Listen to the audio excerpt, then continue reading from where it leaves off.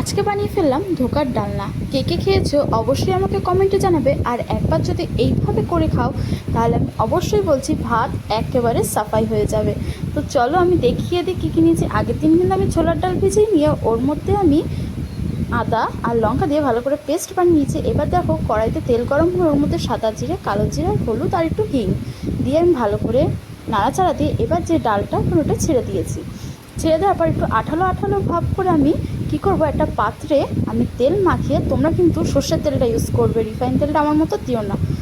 তো আমি সর্ষের তেলটা ওই পাত্রে আমি মাখিয়ে এবার দেখো আঠাটা ভাব হয়ে গেছে। এবার আমি এটার মধ্যে সেপে বসিয়ে দেবো। আমার সেপটা যেন একটু একটু করে বুঝতে পারিনি, কায়দা করতে গিয়ে বেশি কায়দা হয়ে গেছে, একটু ভেঙে ভেঙে গেছে। কিন্তু তোমাদেরটা একদম ঠিক হবে যদি ঠিকভাবে কেটে নাও। দেখো কীরকম কায়দা হয়েছে, তাও কিন্তু ভালোই হয়েছিল খেতে। এরপর দেখো আমি একে একে তেল দিয়ে ভেজে নিচ্ছি। তোমরা চাইলে পুরোটাই সর্ষের তেলে করতে পারো। আর এখানে দেখো আমি একটা পেস্ট বানিয়ে নিচ্ছি, সেটা হলো কাজু আর পোস্ত।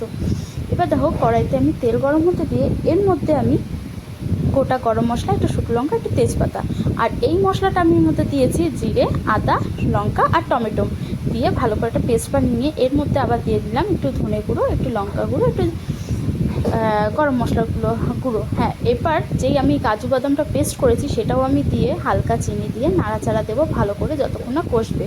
তেল ছেড়ে আসলে এবার আমি জলটা অ্যাড করব।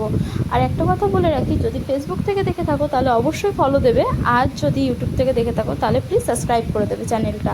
আর এবার আমার দেখো জল ফুটে আমি ধোকার ডালনাগুলো সব ছেড়ে দিয়েছি। এইভাবেই হয়ে যাবে তোমাদের নিরামিষের দিন ধোকার ডালনা। খেতে অসম্ভব সুন্দর। Bye bye.